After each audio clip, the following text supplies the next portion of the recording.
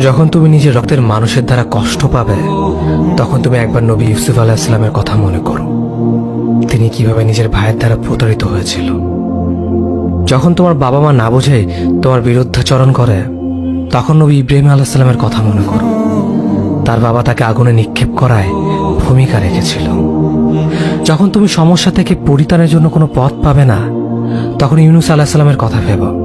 তিনি কতটা সময় তিমি মাছের পেটে আটকা পড়েছিল। যখন তোমার নামে কেউ মিথ্যা অপবাদ ছড়িয়ে দেবে, তখন মা আয়েশা রাদিয়াল্লাহু আনহার কথা মনে করো। তার নামে পুরো শহর জুড়ে কুৎসা রচনা করা হয়েছিল।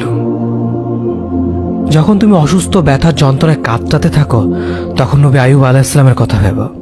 তিনি ভয়ঙ্কর এক ভাইরাসজনিত রোগে আক্রান্ত হয়ে তোমার থেকে বেশি কষ্ট পেয়েছিল। যখন তুমি দিনের কোনো বিধান নীতিতে যুক্তি খুঁজে পাও না, তখন নবী নূহ আলাইহিস সালামের কথা ভেবো।